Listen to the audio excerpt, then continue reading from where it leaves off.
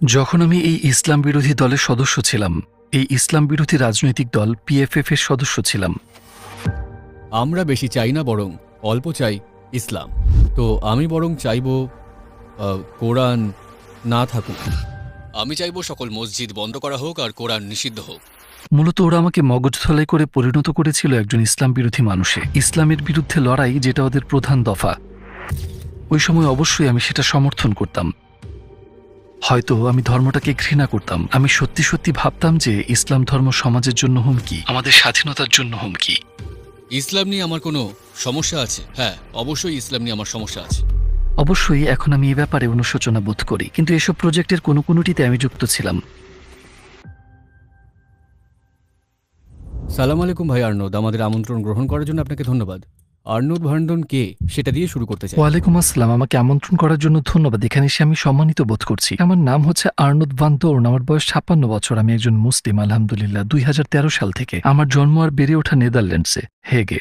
আমার খ্রিস্টান ব্যাকগ্রাউন্ড রয়েছে। আমাকে লালন পালন করা হয়েছিল একজন খ্রিস্টান হিসেবে। আমি সক্রিয় ছিলাম রাজনীতিতে। পিএফএফ নামের ডাচ ইসলাম বিরোধী রাজনৈতিক দলের একজন সদস্য হয়েছিলাম আমি। কিন্তু আমি ইসলাম ধর্মান্তরিত হই 2013 সালে। আলহামদুলিল্লাহ, প্রায় 10 বছর হয়ে গেছে। আমি ইস্তাম্বুলে এসেছি হালিস মিডিয়ার আমন্ত্রণে। ওরা একটা প্রজেক্ট করছে। ওরা সাক্ষাৎকার নিচ্ছে 40টিরও বেশি দেশ থেকে আসা ইসলাম ধর্মে ধর্মান্তরিত 100 জন মানুষের। আমি তাদের একজন। এই অসাধারণ শহরে আসা আর এই সাক্ষাৎকার দিতে পারাটা আমার জন্য খুব সম্মানজনক। বিশ্বাসের দিক থেকে কেমন ছিল আপনার জীবন? কিসে বিশ্বাস করতেন আপনি? আমি বেড়ে উঠেছি একজন খ্রিস্টান হিসেবে। ক্যাথলিক স্কুলে যাওয়া, ক্যাথলিক স্পোর্টস ক্লাবে যাওয়া, এই সবই করেছি আমি। আমার বাবা ছিলেন ধর্মপরায়ণ খ্রিস্টান। আমি চার্চে যেতাম রবিবারে, কখনো কখনো সপ্তাহের অন্য দিনেও, কিন্তু আমি কখনোই 100% স্বস্তি বোধ করিনি। ব্যাপারটা ছিল অনেকটা রুটিনের মতো। সবাই চাইতো যে আমি এটা করি, কিন্তু আমি কিছু একটা মিস করতাম। হয়তো এখন আমার যে জ্ঞান আছে, সেই জ্ঞান দিয়ে আমি ব্যাপারটা অনুধাবন করতে পারি। সেই ছেলেবেলাতেও আমার মনে হতো আমি কিছু একটা মিস করছি। কয়েকটা জিনিস আমি সত্যি বুঝতে পারতাম না। কিভাবে 3টা গড থাকতে পারেন, কিভাবে যিশু অর্থাৎ ঈসা নবী ঈশ্বরের পুত্র হতে পারেন। আমার কাছে এই ব্যাপারগুলোর কোনো মানেই দাঁড়াতো না। তাছাড়া আরো কিছু জিনিস আমার কাছে সত্যি খুব অদ্ভুত মনে হতো, যেমন খ্রিস্টের রক্ত এবং খ্রিস্টের শরীর সংক্রান্ত কথাবার্তা, চার্চে গেলে নানান রকমের আনুষ্ঠানিকতা। আমার কাছে অর্থহীন ছিল। আমি কারণ ব্যাখ্যা করতে পারতাম না, যেহেতু আমি খুব ছোট ছিলাম, কিন্তু মনে হতো হিসাবে কোথাও গরমিল আছে। ইসলাম সম্পর্কে আপনি প্রথমে শুনেছিলেন কিভাবে? এই ধর্ম সম্পর্কে আপনার উপলব্ধি কি ছিল? ইসলাম সম্পর্কে আমি জেনেছিলাম পশ্চিমা দেশগুলোর বেশিরভাগ মানুষ যেভাবে জানে, মিডিয়া ও রাজনীতিবিদদের কাছে ইসলামকে আমি জানতাম একটা হুমকি ও 9/11-এর কারণ হিসেবে, নারীদের উপর অত্যাচার আর সকল প্রকার সন্ত্রাসী কর্মকাণ্ডের জন্য দায়ী ধর্ম হিসেবে। আর নেদারল্যান্ডসে, পশ্চিম ইউরোপের সমস্যা হচ্ছে মানুষ নিজেরা ইসলাম সম্পর্কে পড়াশোনা করে না, তারা শুধু মিডিয়া ও রাজনীতিবিদদের বিশ্বাস করে। আমিও তাই করেছিলাম। তাই ইসলাম সম্পর্কে আমি যা জেনেছিলাম তা ছিল শুধুই নেতিবাচক, বিপজ্জনক ধর্ম হিসেবে। তাই হয়তো এই ধর্মটাকে আমি ঘৃণা করতাম। আমি আসলেই ভাবতাম যে ইসলাম ধর্ম সমাজের জন্য হুমকি, আমাদের স্বাধীনতার জন্য হুমকি। বুঝলেন, যখন আমি এই ইসলাম বিরোধী দলের পিএফএফ নামের এই ইসলাম বিরোধী রাজনৈতিক দলের সদস্য ছিলাম, ইসলামের বিরুদ্ধে লড়াই যেটা তাদের মেইন পয়েন্ট, হ্যাঁ অবশ্যই সে সময় আমি এটাকে সমর্থন করতাম এবং এই সমর্থনকে অত্যন্ত প্রয়োজনীয় বলে বিশ্বাস করতাম। আপনি কি কোনো ইসলাম বিরোধী প্রকল্পের সাথেও যুক্ত ছিলেন? হ্যাঁ, আপনি নিশ্চয়ই এই বিখ্যাত মুভিটির কথা শুনেছেন, তাই না? আমি ওই ছবিটির প্রযোজক নই, যদিও অনেক মানুষই সেটা ভাবে, কারণ ছবিটি তৈরি করা হয়েছিল আমি ওই রাজনৈতিক দলে সক্রিয় হওয়ার আগে। কিন্তু আমি কিছু মানুষের সাথে কাজ করেছি যারা ওই ছবিটা প্রচারের জন্য সোশ্যাল মিডিয়ায় ছড়িয়ে দেওয়ার মতো কাজে যুক্ত ছিল। অর্থাৎ আমি ওই সংস্থার অংশ ছিলাম এবং ছবিটা প্রচারের কাজেও যুক্ত ছিলাম। এটা হচ্ছে একটা উদাহরণ মাত্র। অবশ্যই এখন আমি এই ব্যাপারটা নিয়ে খুব অনুশোচনা বোধ করি। মূলত আমি এই ধরনের কিছু প্রকল্পে জড়িত ছিলাম। হ্যাঁ, অবশ্যই। ঠিক কী কারণে আপনি ইসলামের প্রতি আকর্ষণ বোধ করলেন? ইসলামের প্রতি আমি রাতারাতি আকৃষ্ট হইনি। ব্যাপারটা এরকম না যে আমি সকালে ঘুম থেকে উঠেই মুসলিম হয়ে গেলাম। অবশ্যই সেরকম নয়। ইসলামের ব্যাপারে আমার কিছু সন্দেহ ছিল। ইসলাম আমি ভালোভাবে বুঝতাম না। নিশ্চয়ই লক্ষ্য করেছেন, মিডিয়ার রাজনীতিবিদরা সবসময় বলে যে ইসলাম খারাপ, এটা সমাজ আর আমাদের স্বাধীনতার জন্য হুমকি। ইসলাম মানে অশুভ আর খারাপ কিছু, কিন্তু আমি এসবের কোনো মানে খুঁজে পেতাম না, কারণ পৃথিবীর 1.5 বিলিয়ন মানুষের সবাই কি খারাপ, রাগী আর বিপজ্জনক মানুষ? নেদারল্যান্ডসে 1 মিলিয়নেরও বেশি মানুষ মুসলিম। তারা সবাই কি খারাপ, রাগী আর বিপজ্জনক মানুষ? এত মানুষ মুসলিম, এতগুলো ভালো মানুষ, চমৎকার আর বন্ধুত্বপূর্ণ মানুষ যাদের আমি ব্যক্তিগতভাবে জেনেছি, তারা আমাকে বলল যে তোমার উচিত ইসলাম সম্পর্কে জানা, কারণ ইসলাম সম্পর্কে তোমার ধারণাগুলো ভুল। হ্যাঁ হ্যাঁ, নিশ্চয়ই। কিন্তু ইসলাম সম্পর্কে আমি জানতে শুরু করলাম কুরআন পড়ে। আমি মসজিদে গেলাম, ইমামদের সাথে কথা বললাম, অন্য মুসলিমদের সাথে কথা বললাম, নিজে নিজে কিছু রিসার্চ করলাম, লাইব্রেরিতে গেলাম। যে কেউ ইসলাম সম্পর্কে যতই জানে ততই সবকিছু তার কাছে পরিষ্কার হয়ে যায়। বিশেষত এই সময় আমার ক্ষেত্রে যা হলো, ইসলাম সম্পর্কে আমি যতই জানলাম ততই ব্যাপারটা আমার মাথা থেকে চলে গেল হৃদয়ে। তখন আমার মনে হলো, ওয়াও, ব্যাপারটা তো চমৎকার, সত্যি অসাধারণ। এতে তো কিছু প্রশ্নের উত্তর পাওয়া যাচ্ছে। এসব মানুষ ইসলাম সম্পর্কে ভুল বলছে, এটা একটা মহান ধর্ম। আমার মনে হলো এই ধর্ম আমার প্রশ্নের উত্তর দিচ্ছে। আর আপনি তো জানেন, ইসলাম সম্পর্কে পড়াশোনা করলে সকল সন্দেহ হাওয়ায় মিলিয়ে যায়। সকল শূন্যস্থান পূরণ হয়ে যায়। আমার যত প্রশ্ন আছে সকল প্রশ্নের উত্তর মিলে যায়। প্রথম দিকে কোন ব্যাপারটা ইসলাম সম্পর্কে আপনার মনকে নরম করতে শুরু করেছিল? এই প্রশ্নটা যা অনেক মানুষই আমাকে করে থাকে। এমন নয় যে কোরআনের নির্দিষ্ট কোনো অংশ, একটা নির্দিষ্ট অংশ, মোটেই তা নয়। আমার ক্ষেত্রে সেই জিনিসটা হলো ইসলাম ধর্মটাই, নবীজি সাল্লাল্লাহু আলাইহি ওয়াসাল্লামের জীবনটাই। বুঝলেন, নেদারল্যান্ডসে একটা বই রয়েছে, বইটার নাম মুহাম্মদ, আর এটা তার জীবন নিয়ে। আমার জন্য বইটা ছিল খুব প্রেরণাদায়ক। বুঝলেন, আমার গবেষণায় খুব কাজে লেগেছিল। ইসলাম সম্পর্কে পড়াশোনা এবং পুরো ব্যাপারটা ছিল খুব ধীর। বিদেশ থেকে বেরিয়ে আসার যে ব্যাপারটা, মানে আমি ভাবতাম ঠিক আছে আমি ইসলাম সম্পর্কে পড়াশোনা করব, কিন্তু ওরা সবাই মিথ্যাবাদী, ওদের কথা সত্য নয়, ওরা আমার মগজ ধোলাই করছে। ভাবতাম মসজিদে যেসব কথাবার্তা হয় সেগুলো খুব সুন্দর, কিন্তু সেসব কথায় সততা নেই। কিন্তু যত বেশি জানা যায় ততই বোঝা যায়। আপনি মুক্ত মন নিয়ে ইসলাম বিষয়ে গবেষণা করলে, হ্যাঁ, মুক্ত মন, মুক্ত চিন্তা থাকাটা খুব গুরুত্বপূর্ণ। প্রকৃত ইসলামকে জানলে সত্য আর অস্বীকার করা যায় না।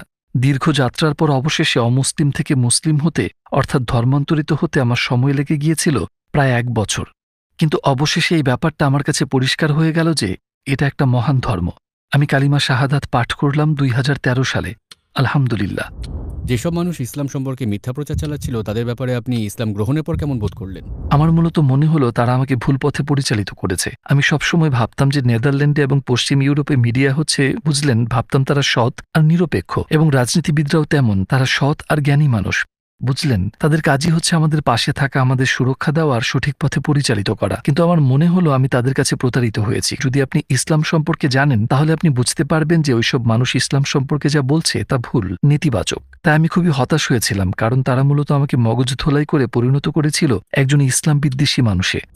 কিভাবে আপনি কালিমা শাহাদাত পাঠ করেছিলেন আমাদেরকে সেই মুহূর্তের কথা বলবেন? ইসলাম গ্রহণ করার সময় আমার বয়স ছিল 45 বছর। আমি শাহাদাত পাঠ করেছিলাম একটি মসজিদে। সেখানে আমি আগেও কয়েকবার গিয়েছিলাম, কারণ ইসলাম সম্পর্কে আমার কিছু প্রশ্ন ছিল। তারা বলেছিল আপনি মসজিদে গিয়ে আপনার সকল প্রশ্ন জিজ্ঞাসা করতে পারেন। আমি বলেছিলাম না, আমি মসজিদে যাব না, কারণ ওরা সম্ভবত আমাকে ঘৃণা করে, ওখানে ওরা আমাকে ভালোভাবে গ্রহণ করবে না। তারা আমন্ত্রণ জানিয়ে বলেছিল আপনি ভেতরে আসতে পারেন। তারা ছিল খুবই বন্ধুত্বপূর্ণ, আমাকে চা খাইয়েছিল, আরো কত কি। আমি ওখানে ঘন্টার পর ঘন্টা কাটিয়েছিলাম মানুষের সাথে কথা বলে, এবং এটি আমার কাছে ছিল বিভ্রান্তিকর ব্যাপারগুলোর একটি, কারণ এসব মানুষের আমাকে ঘৃণা করার কথা। তারা কিভাবে এত বন্ধুত্বপূর্ণ হয়, তারা কিভাবে এত মুক্ত মনে হয়, কিভাবে তারা আমার সকল প্রশ্নের উত্তর দেয়, সেটাই ছিল আমার ইসলামের পথে আসার অন্যতম একটা কারণ। আমাকে এটা করতে হয়েছিল একটু গোপনে, কারণ যদি মানুষ জানতে পারে যে আমি এটা করছি তাহলে আমি আমার চাকরি ও পজিশন হারাতে পারি। তাই তখন আমি ব্যাপারটা প্রকাশ করতে অনিচ্ছুক ছিলাম। আর আমি কালিমা শাহাদাত পাঠ করেছিলাম ওই মসজিদেই, কিন্তু কোনো অডিয়েন্সের সামনে না। একটা ছোট্ট অফিসে। আমার সাথে ইমামও ছিলেন না, ছিলেন মসজিদের একজন স্বেচ্ছাসেবক। সেখানে তিনি ছিলেন মূলত এই কালিমা পাঠের পুরো বিষয়টাতে আমার মেন্টর হিসেবে।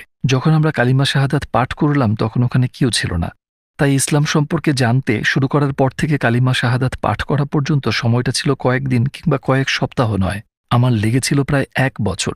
ব্যাপারটা ছিল রোলার কোস্টারে চড়ার মতো। কখনো কখনো আমি ছিলাম খুবই অনুপ্রাণিত, আবার কখনো কখনো এই ব্যাপারে আমি কিছুই করিনি। কিন্তু এইবার আমার কাছে পরিষ্কার হয়ে গেল যে ইসলাম সুন্দর, এবং অবশেষে আলহামদুলিল্লাহ আমি শাহাদাত পাঠ করলাম 2013 সালে। শাহাদাত পাঠ করার সময় আপনার কেমন লেগেছিল? আপনার কি শান্তি আর স্বস্তি বোধ হয়েছিল?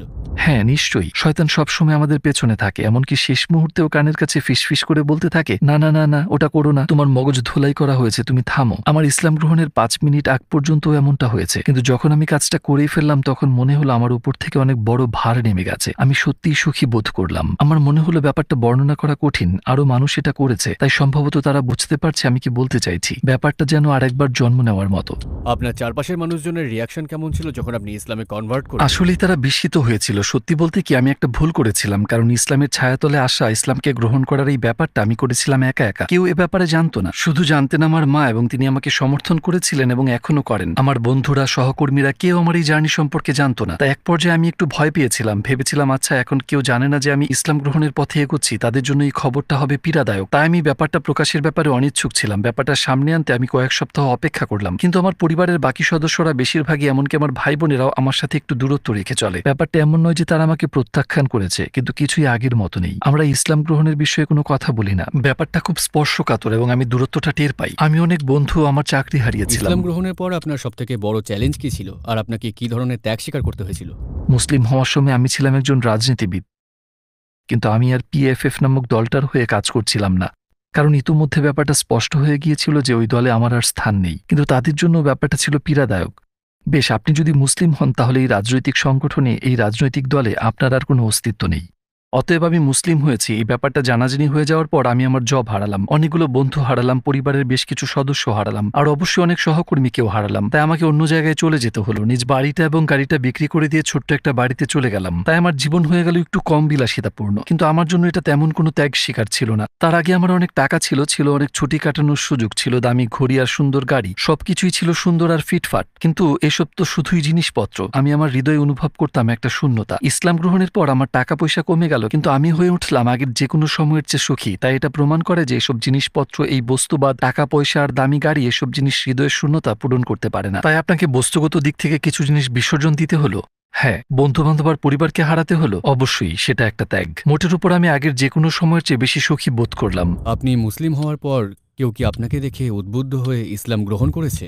আমার একটা পালক পুত্র আছে, ইস্কান্দার। আমার ইসলাম গ্রহণের কিছু সময় পর সেও ইসলাম গ্রহণ করে, দুবাইয়ে একটা ইভেন্টের সময়। আগে থেকে ইসলামের ব্যাপারে আগ্রহী ছিল সে আমার সাথে মসজিদে গিয়েছিল, কিছু শিক্ষা লাভ করেছিল, সবই হয়েছিল। এবং তারপর অবশেষে আমরা ওখানে অবস্থানকালে সে কিছু গুরুত্বপূর্ণ মানুষের সাথে কথা বলল, এবং তারপর আলহামদুলিল্লাহ সে ইসলাম গ্রহণ করলো। তাছাড়া আমি অন্য মানুষের কাছে কিছু গল্প শুনেছি, আমি বলতে পারি না যে তারা আমার কারণে ইসলাম গ্রহণ করেছে, কারণ তাদেরকে পথ দেখিয়েছেন আল্লাহ। কিন্তু হয়তো আমি তাদেরকে অনুপ্রেরণা জুগিয়েছি ইসলাম সম্পর্কে জানতে, কিছু জ্ঞান অর্জন করতে, মসজিদে যেতে অথবা ইসলাম সম্পর্কে ভাবতে আর গবেষণা করতে। হয়তোবা এটুকুই। অনেকের কাছে আমি এমনটাই শুনেছি, আশা করি তেমনটাই ঘটেছে। আমাদের নবীজি আলাইহিসসালাতু ওয়াসসালামের কোন ব্যাপারটি আপনাকে সবচেয়ে বেশি মুগ্ধ করেছে? তার জীবনটা ছিল কঠিন, তিনি তার পরিবারে অনেক সমস্যার মুখোমুখি হয়েছিলেন, মানুষ তার দিকে পাথর নিক্ষেপ করার মতো ঘটনাও ঘটেছে। তবু তিনি উন্মাত্ত হয়ে যাননি, তিনি রেগে যাননি, তিনি রয়ে গেছেন একই রকম ধৈর্যশীল, ক্ষমাশীল, বন্ধুত্বপূর্ণ, সদা হাস্যোজ্জ্বল, বিনয়ী, চরিত্রবান, সকল গুণে গুণান্বিত। এত সব সমস্যা সত্ত্বেও তিনি মানুষ হিসেবে রয়ে গেছেন একই রকম, এত মানুষ তার বিরোধিতা করা সত্ত্বেও। এবং আমার জন্য এই ব্যাপারটা খুবই অনুপ্রেরণাদায়ক,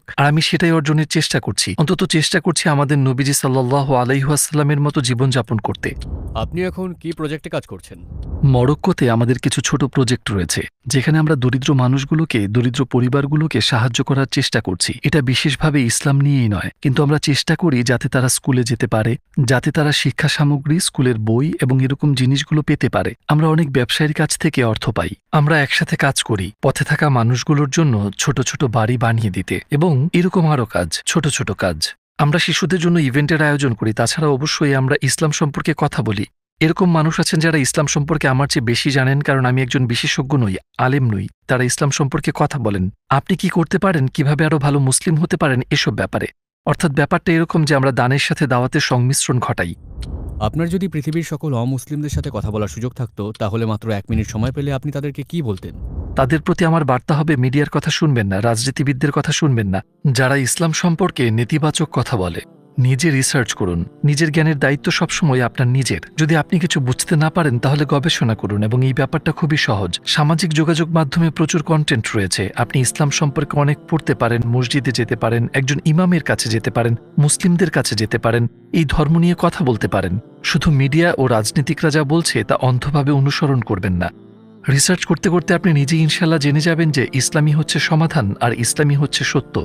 ভাই আর্নদ, এই সুন্দর সাক্ষাৎকারটির জন্য আপনাকে ধন্যবাদ। ভবিষ্যতে কোনো প্রজেক্টে আপনার সাথে সাক্ষাতের আশা রাখি ইনশাআল্লাহ। আমি আবার আসবো ইনশাল্লাহ। আপনাকে আবারও ধন্যবাদ আমাকে আমন্ত্রণ জানানোর জন্যে।